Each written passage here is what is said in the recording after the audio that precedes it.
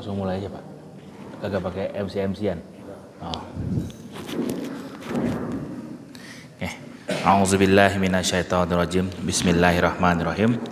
Alhamdulillahirabbil alamin. Allahumma sholli ala sayidina Muhammad wa ala ali sayidina Muhammad. Rabbi shrah li sadri wa yassir li amri wahlul 'uqdatam min lisani yafqahu qawli. Assalamualaikum warahmatullahi wabarakatuh. Bapak Ibu yang dirahmati Allah, yang insya Allah wajah-wajah Bapak Ibu semuanya insya Allah wajah-wajahnya surga, wajah-wajahnya satu surga dengan baginda Rasulullah. Saya sedang di Wonosobo dan Mas Agung minta saya buat ngisi jadi pemain cadangan, pemain pengganti ceritanya.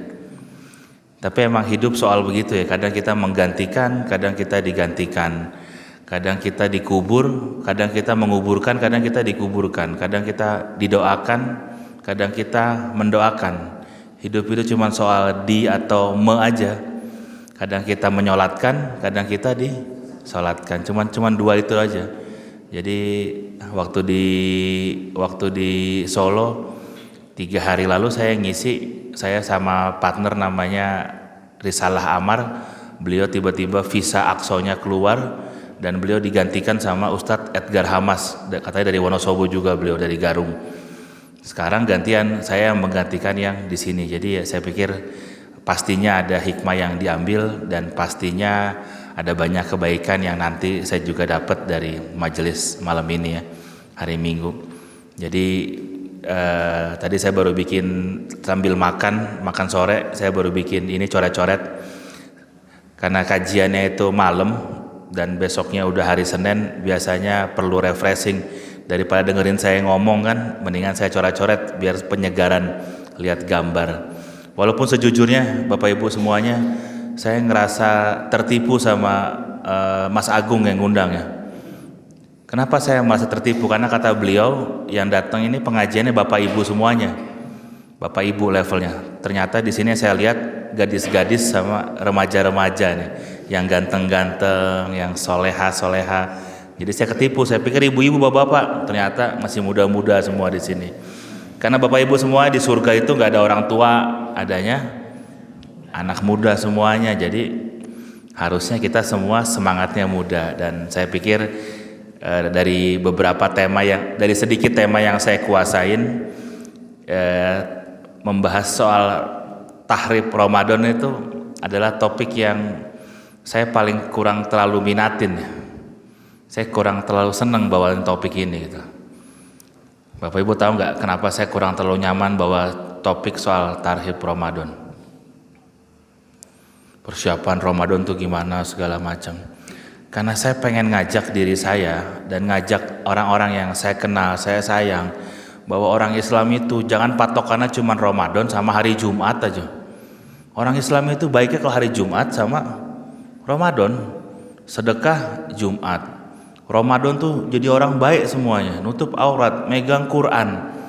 Padahal bagi saya itu nggak penting. Kalau kita tiba-tiba baik di Ramadan, habis Ramadan settingan pabrik lagi, pelitnya jalan lagi, Qurannya berdebu lagi. Tadi siang saya sama teman-teman Paskas, sama MCI peduli, sama resik-resik masjid ya, Pak.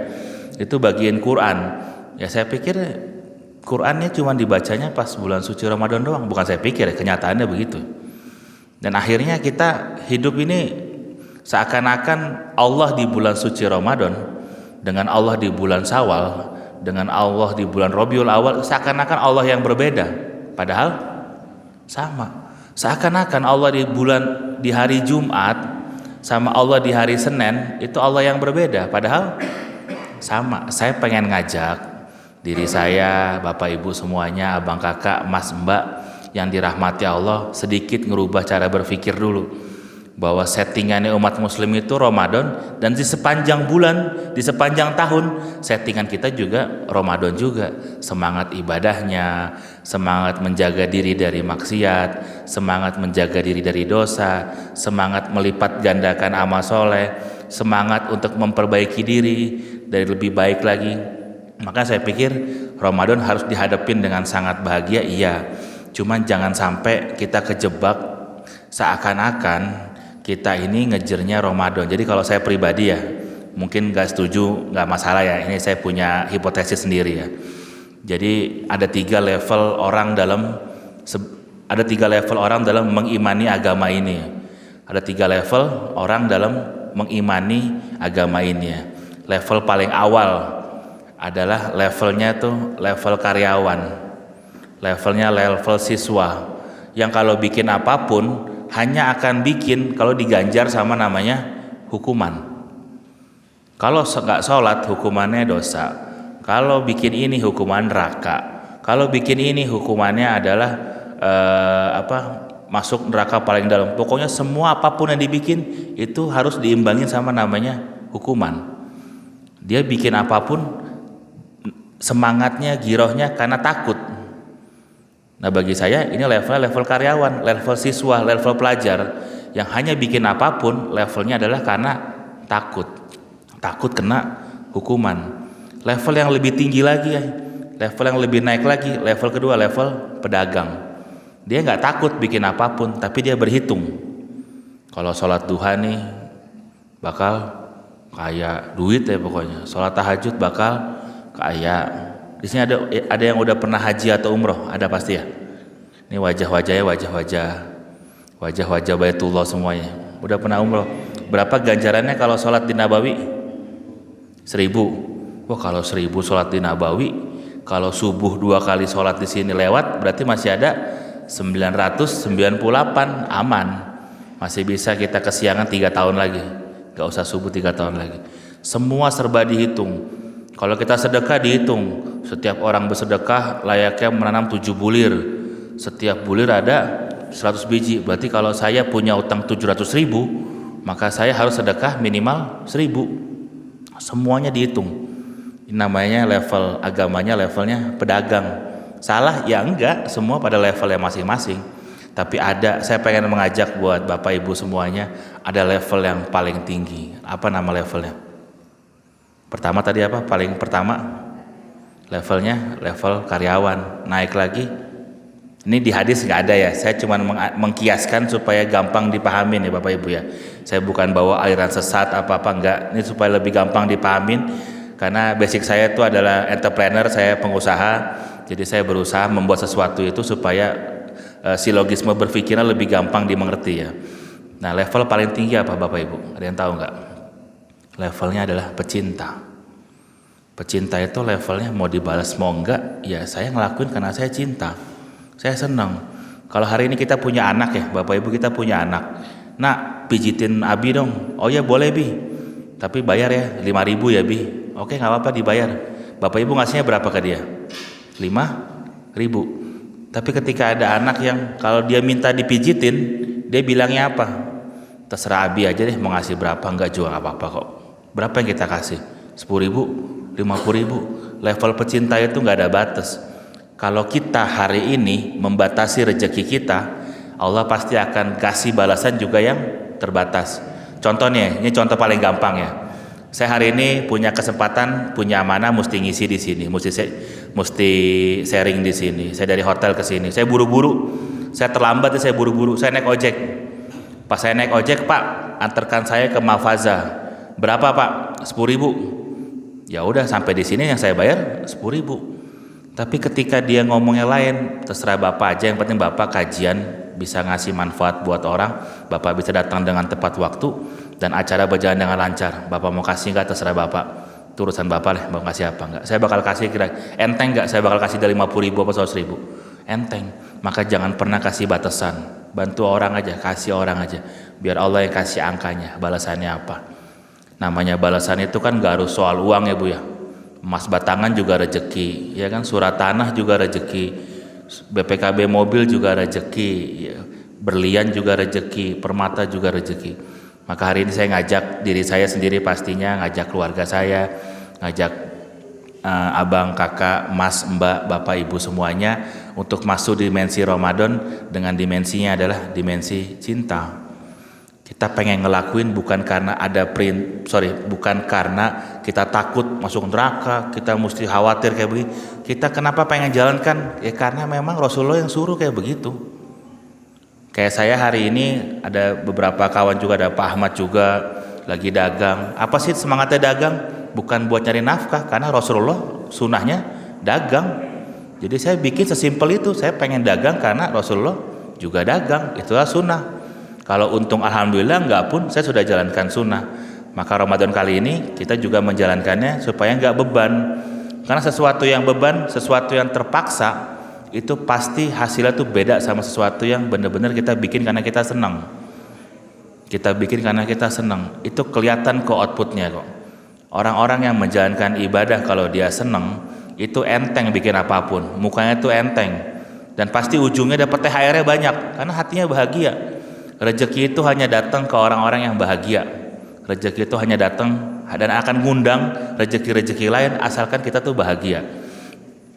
Jadi hari ini kita bahas soal Ramadan terdepan bukan masalah banyak-banyakan amal tiba-tiba kempos di Syawal, enggak. Terdepan karena kita pengen lebih baik dari sebelumnya. Lawan terberat diri kita bukan ustadz di TV, bukan ustazah di komplek, enggak. Lawan terberat diri kita adalah diri kita yang sebelumnya. Kita nggak harus lebih baik dari Ustadz Abdul Somad, kita nggak harus lebih baik dari Ustadz Irfan Rizki Has, kita nggak harus lebih baik dari Ustazah Eva. Kita cuma diperintah lebih baik daripada diri kita yang sebelumnya. Kalau kita masih Ramadan dengan cara yang sama, sedekah kita sama aja, ibadah kita begitu aja, berarti ada yang salah. Kita masih levelnya hamba yang karyawan. Kita menjalankan karena kita terpaksa, karena aturan. Kalau Ramadan sebelumnya kita sedekahnya 1 juta, sekarang harusnya sedekahnya 2 juta. Kalau Ramadan sebelumnya kita tahajudnya 2 rakaat, sekarang harusnya 4 rakaat. Kalau sebelumnya puasanya qobliyahnya cuma subuh doang, sekarang bertambah lagi zuhur.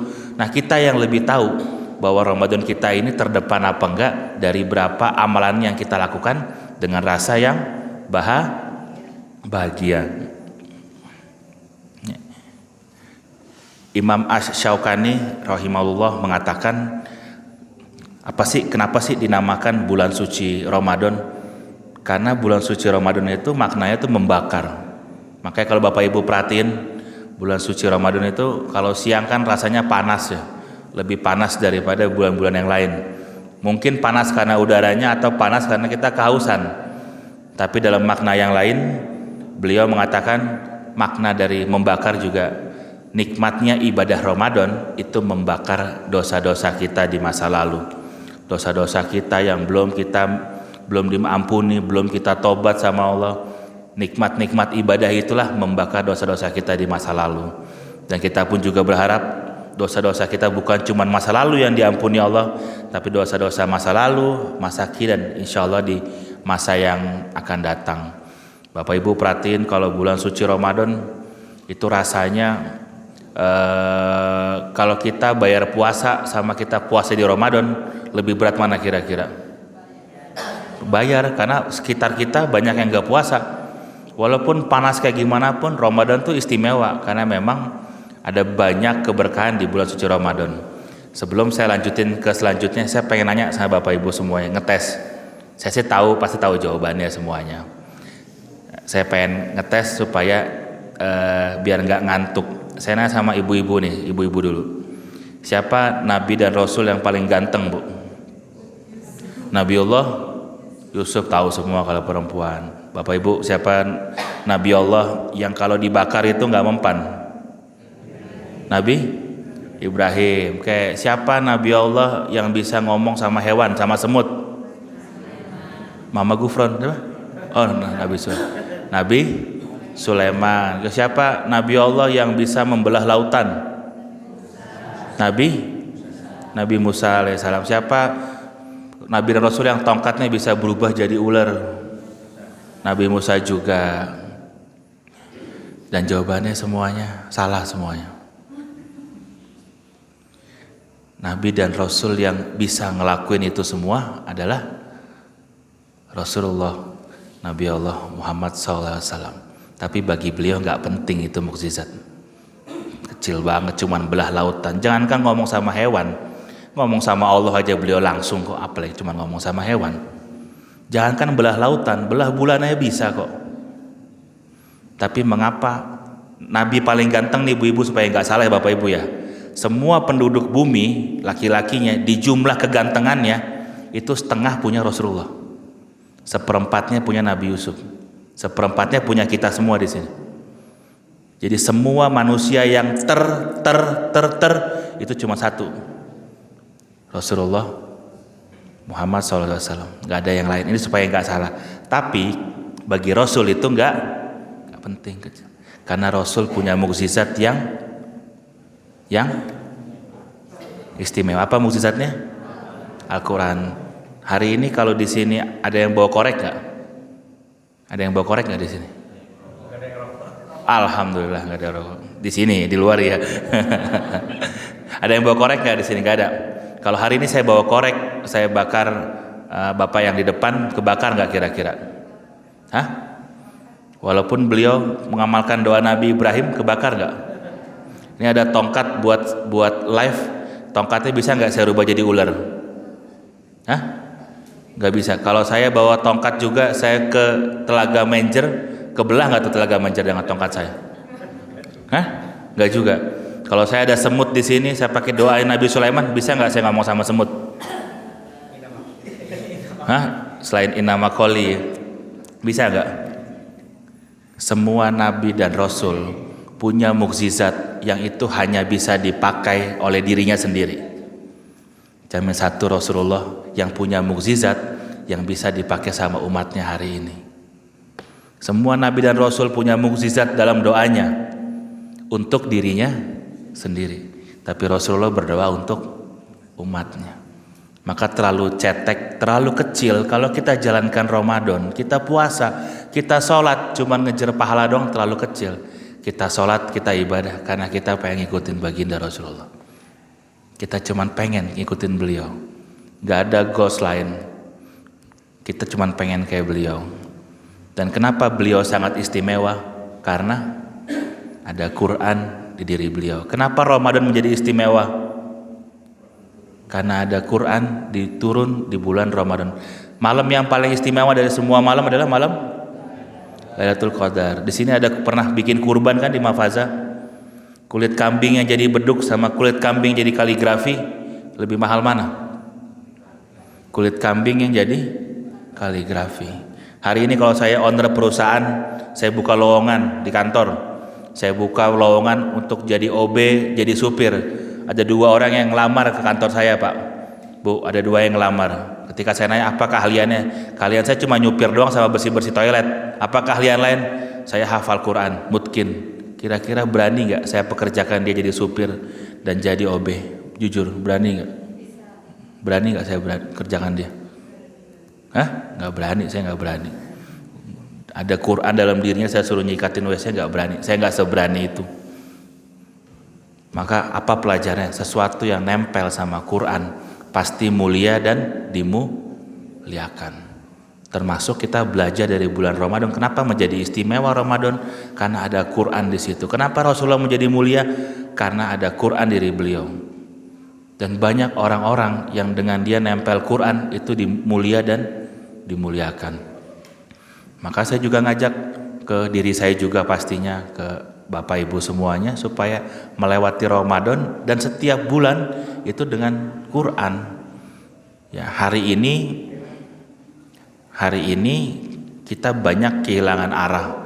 Hari ini dari hotel ke sini, kalau saya nggak dipandu namanya peta, maps, Google Map, saya bakal nyasar nggak kira-kira ke sini?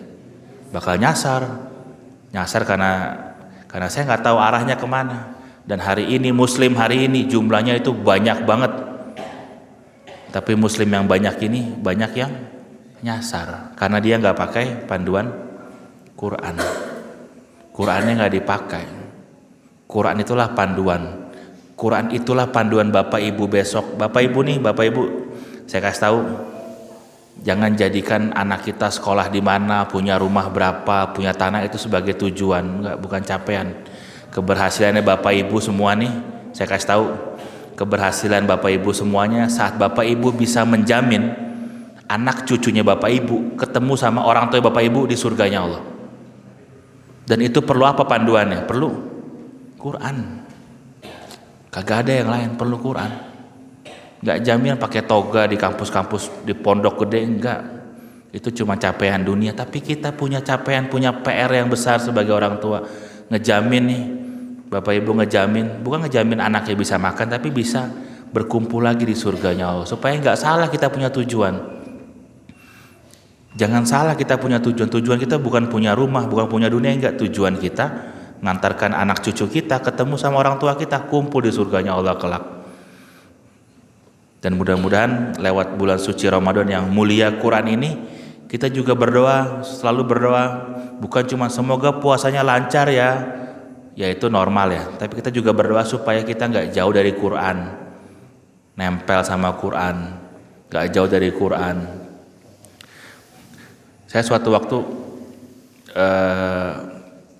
saya punya kawan ya Bapak Ibu ya, saya punya kawan, saya lebih banyak belajar dari hikmah yang saya dapat. Dan saya tanya sama guru-guru saya punya kawan, boleh saya cerita sedikit ya? Boleh Bu ya? Saya punya kawan dan kemanapun tuh sama beliau selalu jalan bareng ya. Dan setiap jalan bareng, namanya belanja, makan, main bola, minum beli kopi, itu selalu dia yang traktir. Setiap saat dia yang traktir. Gak pernah kasih kesempatan saya buat saya bayarin, selalu dia keluarkan uang. Nah, ada waktu di mana saya punya kawan, saya punya guru, punya gerakannya ngasih makan anak yatim sebulan cuma 25.000. Itu saya kirim ke dia iseng, ini orang bakal ngasih apa enggak ya? Saya pikir bakal ngasih banyak, ternyata chat saya cuma dibaca doang sama teman saya. Saya bingung kenapa ini orang ketika foya-foya, ketika jalan-jalan dia senang buat traktir, tapi urusan kebaikan dia malah pelit ya. Nah, guru saya ngomong hal yang bagi saya itu nohok banget ya. Jadi kata beliau, sedekah itu bukan preferensinya makhluk. Bukan makhluk yang menentukan dia bakal sedekah apa enggak. Tapi sedekah itu preferensinya Allah. Allah yang menentukan uang siapa yang bakal dipakai untuk membela agamanya. Jadi bukan dianya yang enggak mau sedekah, tapi sedekahnya yang enggak mau nerima uangnya dia. Nauzubillah min dzalik. Belum selesai saya kaget dengar guru saya ngomong, beliau enggak, belum.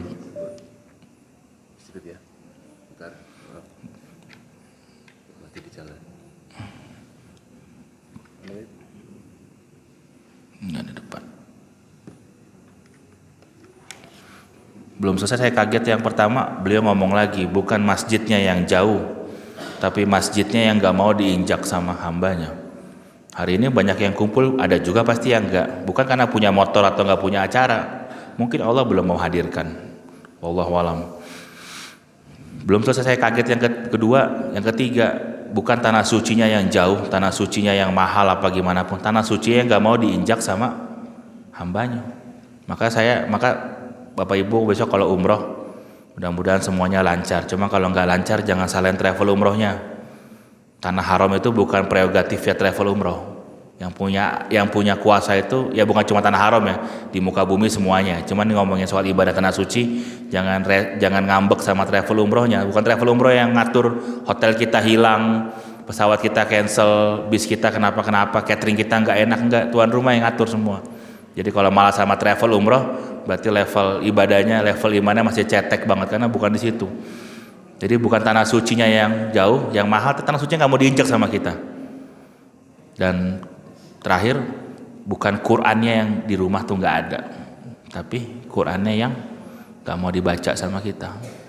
Karena sesuatu yang suci itu hanya nempel sama yang suci. Kalau kita susah sedekah, susah buka Qur'an, susah buat ke masjid, susah buat bayar umroh, punya mobil bisa, bayar haji nggak bisa, jajan lebaran bisa, beli baju itu nggak ada tuntunannya mesti beli baju lebaran. Yang ada itu zakat fitrah, zakat penghasilan, bayar zakat. Kalau kita berat buat sedekah, hati-hati, coba cek rezekinya suaminya, rezeki yang diterima itu. Ini bukan nakut-nakutin, karena sesuatu yang suci itu hanya pengen nempel sama yang suci. Maka sekarang kalau Bapak Ibu semuanya berat untuk ngelakuin kayak begitu, berarti ada yang salah sama kondisinya, ada salah sama hatinya. Bahkan ada seorang murid datang ke gurunya, ya, guru kenapa ya saya hidup ibadah kadang telat, kadang jalan, tapi kok rezeki saya kok ada terus gitu loh, nyantai aja gitu loh.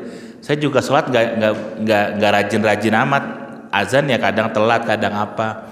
Terus gurunya bilang gini, kamu terakhir bisa sholat tahajud dan terakhir bisa nangis dalam sholat tuh kapan? Kata tuh muridnya, saya nggak tahu, nangis berapa tahun yang lalu kali. Nah kata gurunya, cikal bakal Allah murka sama hambanya tuh nggak melulu dibikin miskin, dibikin kecelakaan, atau dibikin hina, dibikin nggak bisa nangis saya tuh udah paling hancur hati kita. Udah selesai azan. Oh. Tergantung ibu-ibu, ibu-ibu bilang berhenti, saya the power of mama, saya turun kalau ibu-ibu bilang berhenti. Jadi hati-hati, Allah nggak melulu marah itu harus dihukum ya, didiemin sama Allah tuh. Jadi lawan katanya cinta itu bukan benci bu, tapi nggak peduli. Saya pernah waktu umroh tuh nggak bisa nangis gitu, nih orang pada nangis, saya kok nggak bisa nangis ya? Dan saya nangisnya di kamar gitu, saya nangis karena saya nggak bisa nangis. Itu gimana tuh?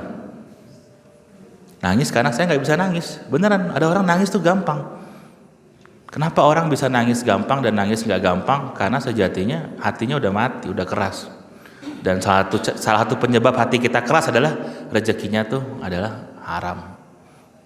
Ada makanan haram masuk ke tubuh kita. Jadi Ramadan kita juga mesti motivasi diri kita supaya makan makanan tuh yang halal. Ayam itu halal apa enggak? Halal. Tapi kalau dipotong nggak pakai bismillah, haram. Ayamnya halal, dipotong nggak pakai bismillah, dipotong pakai bismillah, dibakarnya pakai kuas bulu babi, jadinya haram. Hati-hati. Uang suaminya halal, istrinya beliin kuas buat dandan, kuasnya buat ngadap Allah, buat ngadap suami, kuasnya kuas bulu babi. Hati-hati, perhatiin, halal itu penting. Nah, mengingat soal Ramadan, kita mengingat ulama bersepakat bahwa ada amalan yang tidak ditimbang di hari kiamat. Tidak ditimbang ini bukan berarti amalan yang nggak penting atau receh ya. Kan sesuatu kalau nggak ditimbang itu kan karena terlalu berat atau terlalu enteng, nggak mungkin ditimbang ya. Cuman dalam hal ini 3 amalan ini terlalu berat, balasannya cuma Allah yang balas. Dan dari 3 ini salah satunya adalah amalan puasa itu sendiri. Maka saya mengajak diri saya buat sama Bapak Ibu semuanya untuk sama-sama sebelum masuk bulan suci Ramadan kita lakukan amalan yang itu sangat istimewa, namanya pertama memaafkan ya. Itu nggak gampang memang. Kalau kita memaafkan tuh nggak gampang sama sekali. Jadi kalau kita minta maaf sama orang itu emang beratnya bukan main, tapi lagi-lagi ganjarannya luar biasa. Enteng-enteng maafin, hancurin ego, kasih hadiah sama orang. Kalau kita salah, kita minta maaf, namanya orang. Kalau kita salah, kita minta maaf, itu namanya orang benar kayak begitu. Kalau kita salah, kita minta maaf. Ada orang yang nggak salah, dia minta maaf, namanya orang bijak. Ada orang yang nggak tahu dia salah dia benar, tapi minta maaf, namanya suami. Ngecek doang ini, Lola ini bapak ibunya nih. Ada orang yang nggak salah nggak benar, dia minta maaf, namanya suami. Jadi ini amalan yang luar biasa. Sebelum kita masuk Ramadan nggak ada salahnya bapak ibu minta maaf sama suami. Bukan masalah jadi tradisi, nggak ada tuntunannya bita, enggak, nih minta maaf ini tuntunannya tuh bagus, amalan dicintain, yang amalannya tuh berat timbangannya. Jangan minta maaf sama bos, sama orang lain kejauh-jauh, minta maaf sama pasangan dulu, pasti ada salah. Minta maaf sama anak, ada anak durhaka, tapi nggak sedikit orang tua juga durhaka kok. Ngasih makan yang haram, dibeliin handphone, dilalaikan, banyak. Minta maaf, mungkin pernah marah, pernah nyubit, pernah mukul, minta maaf. Minta maaf biar puasa kita enteng, hati kita enteng. Pas buka puasa ketemu sama orang yang salah sama kita enteng jadinya. Tiba-tiba kita lapar pengen makan, buka puasa ketemu sama orang yang ganjel di hati kita, gak selera kita makan. Jadi sebelum puasa, mumpung masih ada 4 hari lagi menuju puasa, masih ada 5 hari lagi menuju puasa, kita banyak-banyak maafin. Walau salah, siapa salah minta maaf. Yang kedua pastinya puasa itu sendiri, yang kita juga memacu diri kita supaya setelah bulan suci Ramadan kita juga membiasakan diri puasa 8 hari dalam sebulan sesuai sunnah, Senin Kamis dan puasa Ayyamul Bid, latihan puasa. Dan ternyata saya baru tahu, ketika orang lagi sakit yang kita pikir obatnya adalah tidur sama makan, ternyata obatnya orang sakit itu adalah puasa. Canggih banget ya syariat ya. Dan kita biasanya hanya pengen ngelakuin kalau negara barat udah neliti, itu kan lucu kan. Negara barat udah neliti, ngeluarkan sebuah penelitian, disandingkan sama sunnah, baru kita pengen percaya tuh. Kita nggak percaya sama Rasul kita punya sunnah ya. Dan ketiga, amalan yang tidak ditimbang karena saking besarnya ganjarannya nggak terhingga adalah sabar. Dan tiga, waktu saya ngetik ini, waktu saya bikin ini, saya sedikit sedih, sedikit teringat bahwa tiga amalan ini sudah lebih dulu dilakukan oleh saudara kita di Palestina. 417 hari mereka terjajah, mereka ditindas, mereka dizalimi, mereka tetap bisa lapang hatinya untuk menerima redho ketetapannya Allah. Mereka tetap menjalankan puasa dengan kondisi keterbatasannya, dan mereka tetap sabar sama kondisinya. Kita yang di Indonesia ini melimpah ruah, nggak ada apa-apanya, nggak seujung kuku kita punya amalan dibanding saudara kita di Palestina.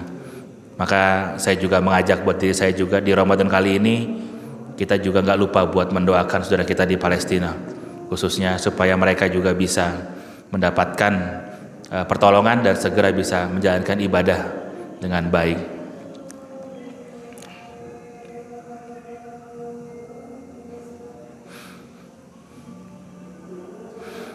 Ini yang paling sering, jadi sedikit lagi materi, ini yang paling sering pasti Bapak Ibu dengar. Diwajibkan atas kamu berpuasa sebagaimana diwajibkan atas orang sebelum kamu agar kamu bertakwa. Output dari Ramadan itu bukannya diet. Ini jangan, walaupun bercanda tapi jangan dibiasain kayak begini ya.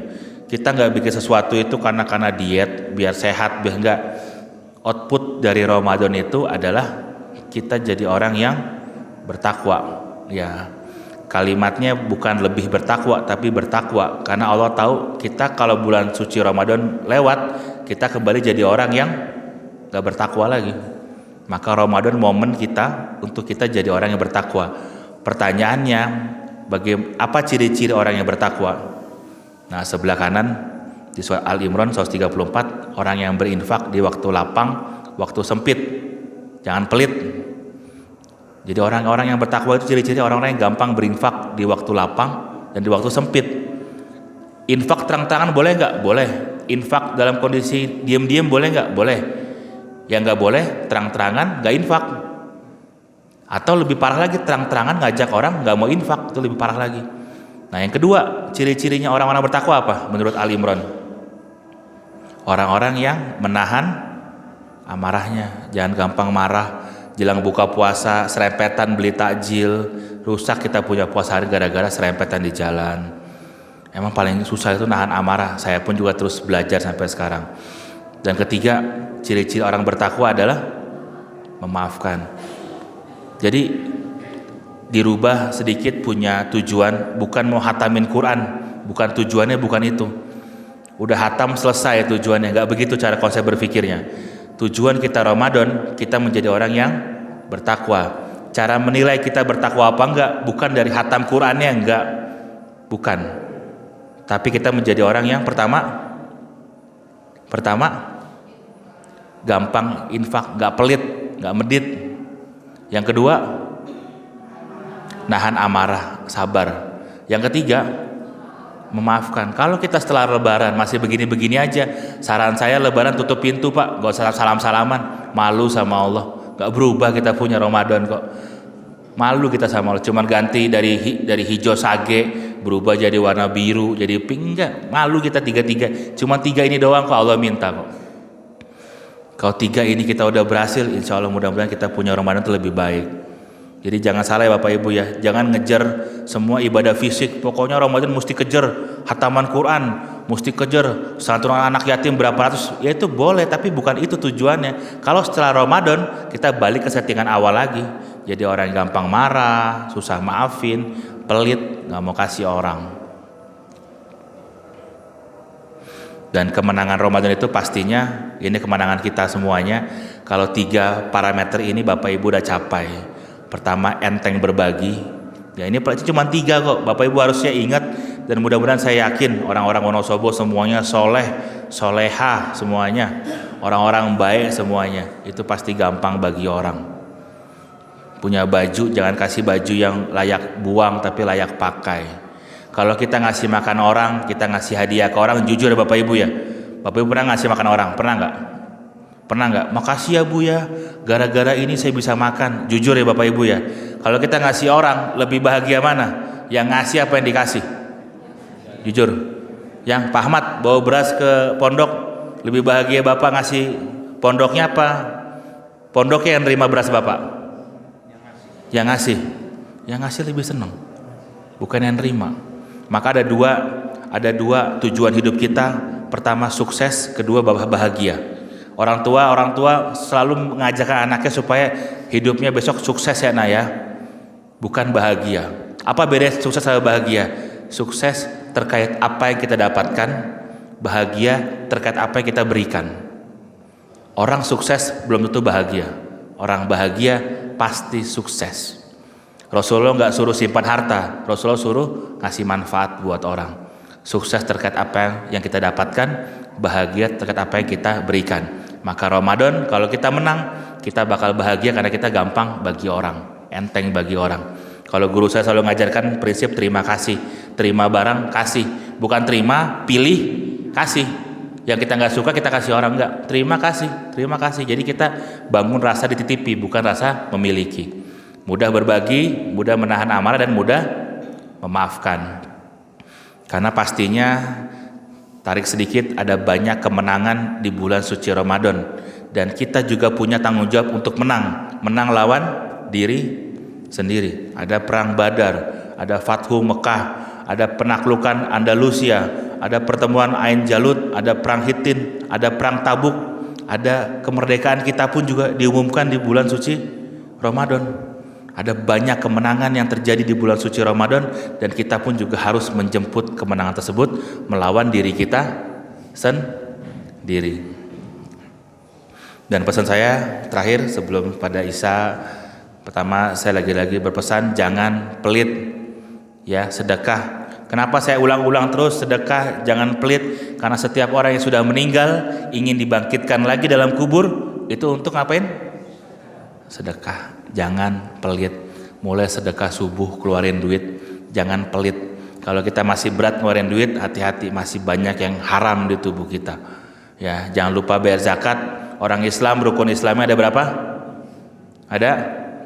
Pertama, kedua, ketiga, puasa keempat, zakat kelima. Alhamdulillah, pantas zakatnya nggak dibayar karena urutannya salah. Orang Islam taunya itu adalah syahadat, sholat, dan 4 puasa. Lupa 3 sama 5. Padahal 3 itu adalah wajib, namanya zakat. Dan zakat nggak boleh dikasih ke keluarga.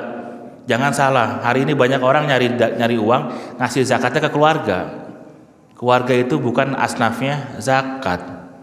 Zakat itu asnafnya ada 8, dan afdolnya dikasih ke lembaga, misal Baitul Mal Munzalah Indonesia atau rumah zakat atau dompet duafa, kasih ke mereka yang tahu pembagiannya kayak gimana.